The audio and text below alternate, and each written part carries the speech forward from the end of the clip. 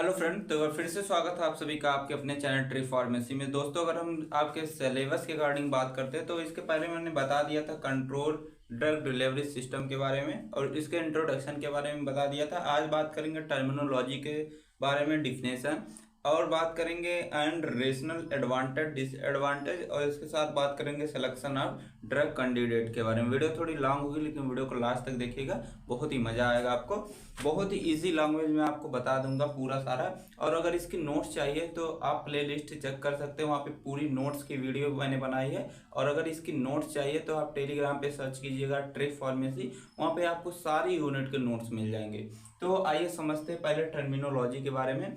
इसमें पहला हमारा आता है जो टर्मिनोलॉजी है, इमीडिएट रिलीज डोजेस फॉर्म। बहुत ही इंपॉर्टेंट है, एग्जाम में हर साल पूछा जाने वाला, यहाँ से क्वेश्चन एक ना एक क्वेश्चन जरूर से आ जाते हैं। तो यहाँ पे जो इमीडिएट का मतलब होता है तुरंत। जैसे ही हम कोई भी डोजेस फॉर्म ले रहे हैं, ठीक है, वह हमारे बॉडी में गई और तुरंत ही अपना एक्शन प्रोड्यूस की, उसी को बोलते हैं हम क्या, इमीडिएट रिलीज डोजेस फॉर्म। तो यहाँ पे डिफिनेशन देख सकते हैं। डिफिनेशन में क्या लिखा है, इन दिस केस, इस केस में क्या हो सकता है, drug release immediately from doses form after administration. जैसे ही हम कोई भी डोजेस फॉर्म लेते हैं वह हमारे बॉडी में गई और तुरंत अपना एक्शन दी, उसी को क्या बोलते हैं, इमीडिएट रिलीज डोजेस फॉर्म बोलते हैं। ठीक है, आपने इनो पिया होगा। इनो जब भी आपने पिया है, आपने देखा होगा, टीवी में प्रचार देखा होगा, जैसे ही आप इनो को लेते हैं क्या करता होगा, 6 सेकंड में अपना एक्शन तुरंत प्रोड्यूस करता है, मतलब 6 सेकंड में एसिडिटी को गायब कर देता है। ठीक है, तो यह हमारा क्या हो गया, इमीडिएट रिलीज डोजेस फॉर्म है। तो जो हमारा इमीडिएट रिलीज डोजेस फॉर्म होता है, यह क्या करता है कि जो ऑनसेट ऑफ एक्शन उसका होता है वो बहुत ही फास्ट होता है। मतलब कि देख लीजिए यहाँ पे क्या है, 6 सेकंड में, मतलब पता ही नहीं चला, जैसे ही हमने लिया कोई भी ड्रग वह तुरंत अपना एक्शन प्रोड्यूस कर दी। तो वही हमारा क्या है, immediate release dosage form. I hope आपको ये समझ में एकदम आ गया होगा, आप भूलेंगे भी नहीं। तो दूसरा यहाँ पे है delayed release dosage form. Delay का मतलब जिसमें टाइम लगे, ठीक है, डिले। ठीक है, डिले का मतलब है इसमें जो ड्रग रिलीज होगी वह इमीडिएटली नहीं रिलीज होगी। ठीक है, उसी को क्या बोलेंगे, डिले रिलीज डोजेस फॉर्म। तो यहाँ पे डिफिनेशन लिखी गई है, drug does not release immediately like immediate doses form. जो हमारा इमीडिएट डोजेस फॉर्म था इसके जैसा यह हमारा रिलीज नहीं होती है, उसी को बोलते हैं डिले रिलीज डोजेस फॉर्म बोलते हैं। जैसे हमारा एंट्री कोटेड टेबलेट होता है, आपने देखा होगा कि एंट्री कोटेड जो टेबलेट होता है इस पे जो होते हैं लेयर चढ़ी होती है, ठीक है, ऐसे लेयर लगी होती है।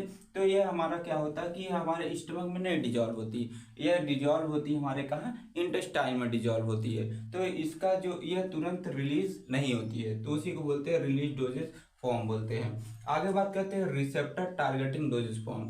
तो रिसेप्टर टारगेटिंग डोजेस फॉर्म उसको बोलते हैं फ्रेंड, यह क्या करता है कि कोई भी ड्रग जो होता है एक स्पेसिफिक रिसेप्टर को पकड़ेगा, ठीक है, उसी पे बाइंड होने के बाद अपना एक्शन प्रोड्यूस करेगा, उसी को क्या बोलेंगे, रिसेप्टर टारगेटिंग डोजेस फॉर्म बोलेंगे। आगे जो हमारा दिया गया है repeat action preparation. Repeat action preparation का मतलब क्या होता है कि जैसे मान लीजिए कि एक हमारा क्या है, लेयर टेबलेट है, लेयर कोटेड टेबलेट है। इसमें देखिए 2 लेयर है, एक ये आपको ब्लू वाला दिख रहा होगा, एक ब्लैक वाला दिख रहा होगा। जो हमारा ब्लू वाला है, ठीक है, मतलब कि एक जो पहली लेयर होगी वह बहुत ही जल्दी से रिलीज हो जाएगी हमारे बॉडी में जाने के बाद, लेकिन दूसरी वाली जो लेयर है यह क्या होगी, डीले रिलीज होगी, मतलब कि थोड़ी टाइम पीरियड बाद। ठीक है, तो उसी को क्या बोलेंगे हम, रिपीट एक्शन प्रिपरेशन। मतलब कि एक बार पहले तो एक्शन अपना ए वाले ऊपरी वाली लेयर दी, ठीक है, फिर बाद में क्या दी, सेकंड वाली लेयर दी। तो यहाँ पे डिफिनेशन लिखा गया है, रिपीट एक्शन प्रिपरेशन एक ऐसा प्रिपरेशन होता है जिसमें 2 लेयर होती हैं, जो लेकिन कि यह डोजेस फॉर्म जो एक ही डोजेस फॉर्म होता है, एक जो पहली वाली लेयर होगी वह बहुत ही जल्दी से रिलीज हो जाएगी हमारी बॉडी में जाने के बाद, और जो सेकंड वाली लेयर होगी यह डीले रिलीज होगी, मतलब थोड़ी टाइम पीरियड बाद रिलीज होगी, उसी को क्या बोलेंगे, रिपीट एक्शन प्रिपरेशन बोलेंगे। तो यहाँ पे एग्जाम्पल भी मैंने बता दिया, लेयर टेबलेट आप इसमें एग्जाम्पल दे सकते हैं। दूसरा बात करते हैं, इसमें जो पांचवा हमारा दिया गया है, पांचवा डिफिनेशन दिया गया है, ये हमारा लास्ट डिफिनेशन है। इसके अलावा भी कोई अगर डिफिनेशन होती है तो आप कमेंट बॉक्स में बता दीजिएगा, मैं उसका आंसर आपको रिप्लाई कर दूंगा या उसका सेपरेट वीडियो भी बना दूंगा। तो यहाँ पे हमारा जो अगला दिया गया definition, prolong release dosage form. Prolong का मतलब होता है लंबे समय तक जो हमारे बॉडी में एक्शन देती रहे और मतलब स्लो रेट से रिलीज होती रहे। तो यहाँ पे लिखा गया है इन दिस केस, ठीक है, drug release at the relatively slow rate. इसमें क्या होगा कि जो हमारी डोजेस फॉर्म होगी उसमें से जो हमारी ड्रग रहेगी वह स्लो रेट से हमारी बॉडी में रिलीज होगी, लेकिन इसमें जो हमारी जो ड्रग का एक्शन है वह लंबे पीरियड तक रहेगा और इसमें जो ड्रग है धीरे धीरे लंबे समय तक रिलीज होती रहेगी। तो उसी को बोलते हैं प्रोलॉन्ग रिलीज डोजेस फॉर्म बोलते हैं। अब आगे देखने वाले हैं rational of control release dosage form के बारे में। बहुत ही इंपॉर्टेंट है, एग्जाम में कभी कभी पूछ लिया जाता है। तो इसके एडवांटेज डिसएडवांटेज भी अभी देखेंगे। तो इसमें देखते हैं कि रेशनल का मतलब क्या होता है। रेशनल का मतलब ये आपको यह जस्टिफाई करना है कि हमारा यह कंट्रोल रिलीज डोजेस फॉर्म है कि नहीं है। कैसे आप प्रूव करेंगे, जस्टिफाई कैसे करेंगे? तो आप जस्टिफाई कैसे करेंगे, यहाँ पे कुछ बेसिस दिए गए हैं, रेशनल्स दिए गए हैं कंट्रोल रिलीज डोजेस फॉर्म के, ठीक है। तो आपको यही प्रूव करना है कि हमारा कंट्रोल रिलीज डोजेस फॉर्म है, ठीक है, क्यों हम मान रहे हैं। तो हमारा पहला कि यह क्या करता है कि हमारा जो रेशनल यही है कि यह बायोफार्मास्यूटिकल जो प्रॉपर्टी है ड्रग की और फार्माकोकाइनेटिक जो प्रॉपर्टी है ड्रग की और फार्माकोडायनेमिक जो प्रॉपर्टी है ड्रग की, यह इसको इम्प्रूव करता है, जो हमारा CRDF है, मतलब कंट्रोल रिलीज डोजेस फॉर्म है। दूसरा क्या करता है कि ये जो ड्रग का डिग्रेशन है, ड्रग को खराब होने से यह बचाता है, हमारा जो है कंट्रोल रिलीज डोजेस फॉर्म। और तीसरा यह है कि यह क्या करता है कि जो हार्मफुल साइड इफेक्ट है उसको भी क्या करेगा, प्रिवेंट करने का काम करता है। और इसके साथ साथ क्या करता है कि यह जो ड्रग की बायोबिलिटी है उसको भी इंक्रीज करने का यह हमारा काम करता है।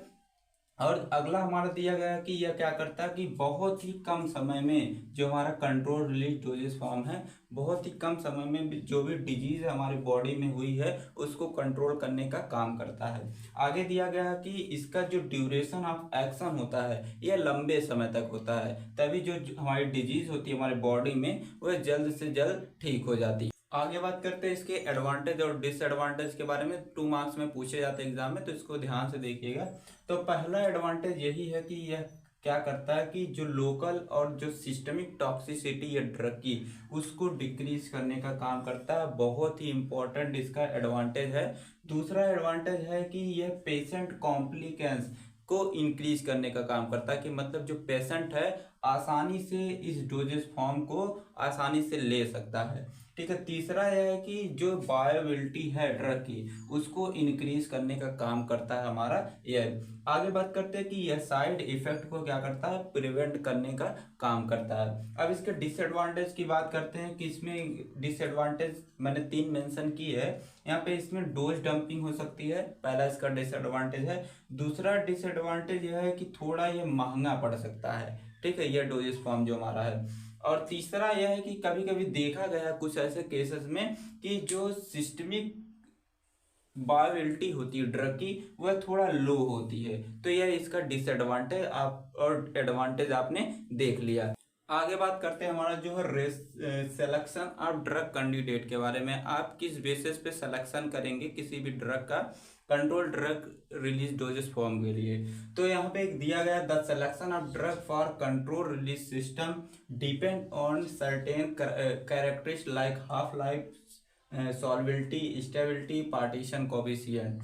तो आप किस किस बेसिस पे करेंगे कंट्रोल रिलीज जो सिस्टम का, ठीक है। तो यहाँ पे कुछ कैरेक्टरिस्टिक्स लिखे गए हैं, जैसे हाफ लाइफ, मतलब उस ड्रग की हाफ लाइफ क्या है, ठीक है। अगर 1 घंटे से कम है तो क्या होगा, अगर 12 घंटे से ज्यादा है हाफ लाइफ तो क्या होगा, ठीक है।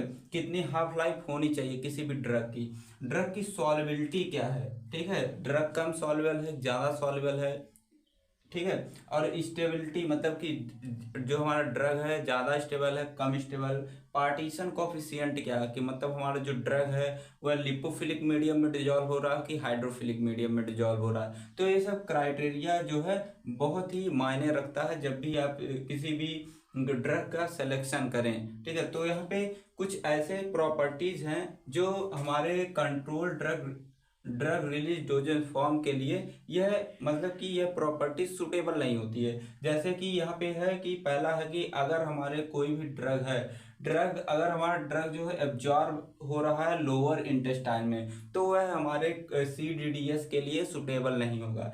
अगर किसी भी ड्रग की जो बायोलॉजिकल हाफ लाइफ है 1 घंटे से कम है, ठीक है, तब भी वह हमारे कंट्रोल ड्रग डिलीवरी सिस्टम के लिए वह सुटेबल नहीं है। अगर जो हमारे बायोलॉजिकल हाफ लाइफ किसी भी ड्रग की 12 घंटे से अगर ज़्यादा है, ठीक है, तब भी वह हमारा कंट्रोल ड्रग डिलीवरी सिस्टम के लिए सुटेबल नहीं माना जाएगा। अगर उसका थेराप्यूटिक किसी भी ड्रग का थेराप्यूटिक इंडेक्स अगर लो है, बहुत कम है, तब भी वह हमारा कंट्रोल ड्रग डिलीवरी सिस्टम के लिए वह सेलेक्ट नहीं किया जाएगा। आगे बात करते हैं, जो हमारी अगर ड्रग की सॉल्बिलिटी बहुत ही लो है, तब भी वह हमारे कंट्रोल ड्रग डिलीवरी सिस्टम के लिए सुटेबल नहीं रहेगा। तो इस वीडियो में इतना था। वीडियो कैसी लगी कमेंट बॉक्स में जरूर से बताइएगा, और चैनल पे नए तो चैनल को सब्सक्राइब और लाइक जरूर से कर दीजिएगा। Thanks for watching. मिलते हैं नेक्स्ट वीडियो में इसी के साथ।